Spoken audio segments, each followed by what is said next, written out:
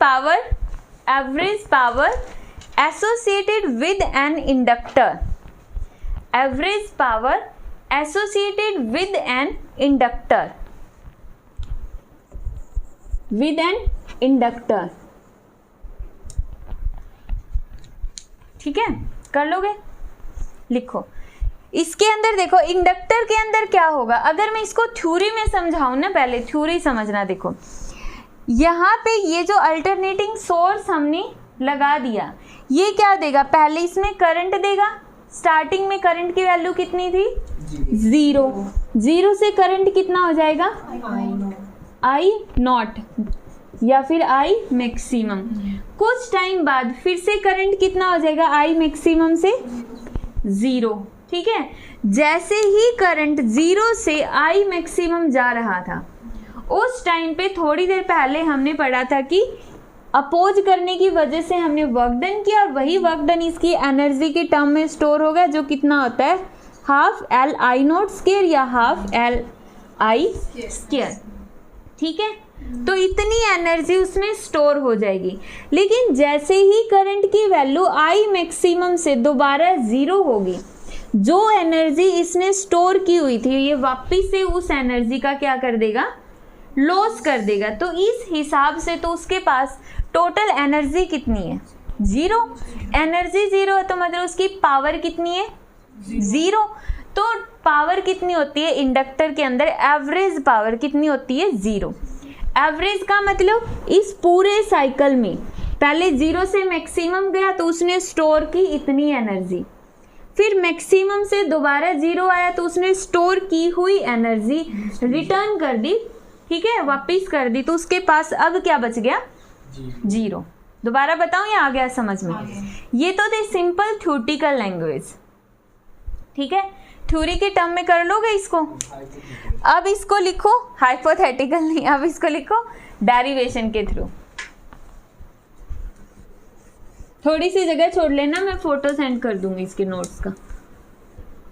Derivation में लिखो यही वाला जो हमने अभी थोड़ी देर पहले किया था। P is equal to this, dw/dt is equal to E की जगह E0 sine of omega t, I की जगह इंडक्टर में I कितना था?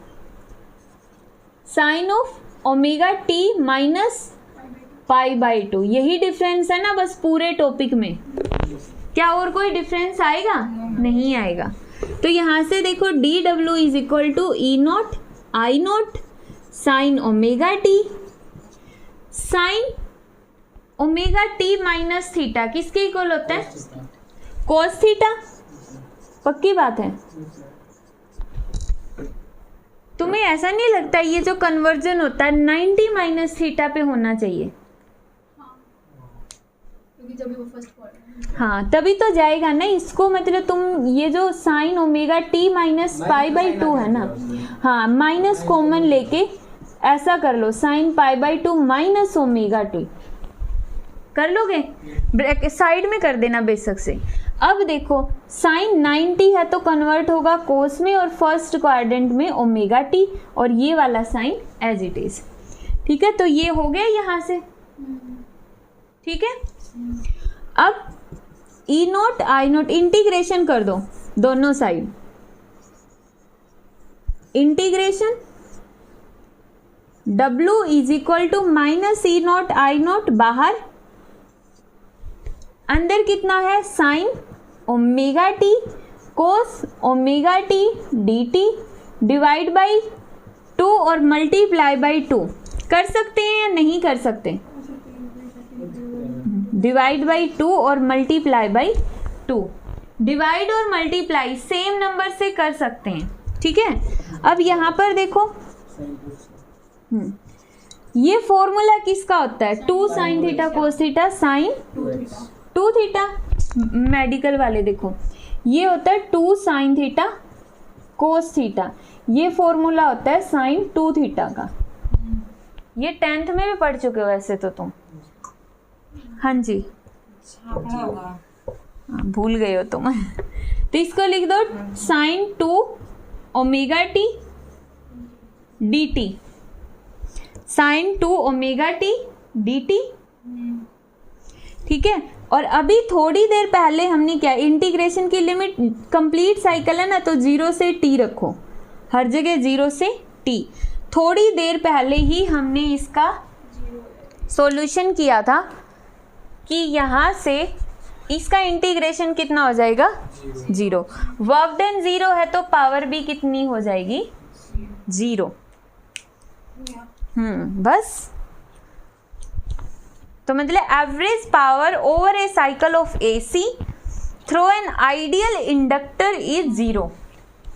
Throw an ideal inductor is 0। Ideal लिखना ध्यान से, ideal inductor, ideal inductor. Average power over a cycle of AC, average power over a cycle of AC through an ideal inductor is 0। अगर inductor ideal होगा तभी तो वो maximum energy store करेगा और मैक्सिमम एनर्जी ही रिटर्न कर देगा।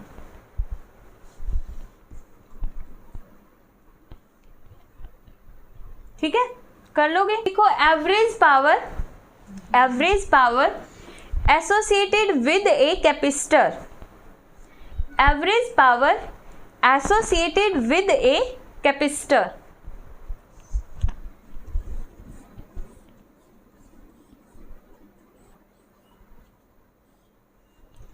Average power associated with a capacitor. ठीक है, तो सबसे पहले तो इसकी थ्योरी सेम वाली वही है जो इंडक्टर में हमने पढ़ी है। इंडक्टर के टाइम पे भी उसमें एनर्जी स्टोर करता है, फिर उसको दे देता है। इसमें भी देखो स्टार्टिंग में जैसे ही की को ऑन करेंगे करंट फ्लो करेगा। करंट फ्लो करने का मतलब कैपेसिटर क्या होगा, चार्ज होगा। कैपेसिटर चार्ज होगा तो इसमें कितनी एनर्जी स्टोर होगी, हाफ CV स्क्वायर। यही एनर्जी स्टोर होती है ना जिसको हम बोलते हैं इलेक्ट्रोस्टैटिक एनर्जी। इतनी एनर्जी स्टोर होगी, लेकिन जैसे ही कैपेसिटर डिस्चार्ज होगा ये सारी एनर्जी लूज कर देगा। तो इसका मतलब ओवरऑल कैपेसिटर के पास कितनी एनर्जी बच गई, 0। ये तो थी इसकी थ्योरी कि चार्जिंग के टाइम पे ये एनर्जी स्टोर करेगा, इतनी एनर्जी। जब कैपेसिटर डिस्चार्ज होगा तो ये इतनी एनर्जी को लूज कर देगा। ठीक है, अब इसका डेरिवेशन करो।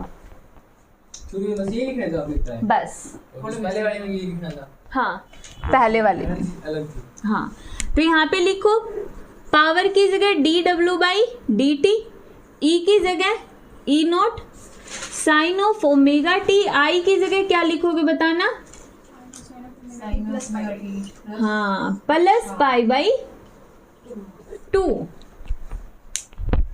ठीक है, अब वही dw बस माइनस साइन नहीं आएगा। E0 I0 sign of omega T, यहाँ से sign omega T plus 90 cos of omega T और dt उस साइड गया। अब टोटल वर्क डन निकालने के लिए हमने क्या कर दिया, इसका integration E0 I0 sine omega T cos omega T dt। तो यहाँ पे वर्क डन E0 I0 वही 2 से डिवाइड और 2 से मल्टीप्लाई जैसे पहले वाले में किया था। ठीक है, फिर E0 I0 बाई 2, इसका इंटीग्रेशन कितना हो जाएगा, sine of 2 omega T dt। Integration की लिमिट क्या है, 0 से t। ठीक है, अब इस टर्म का इंटीग्रेशन हम पढ़ ही चुके हैं, किसके इक्वल आ जाएगा, 0 के इक्वल। तो यहां से अगर वर्क डन 0 है तो पावर भी कितनी होगी, 0। कुछ भी नहीं है इन टॉपिक्स में, इजी है ना बहुत। तो लिखो एवरेज पावर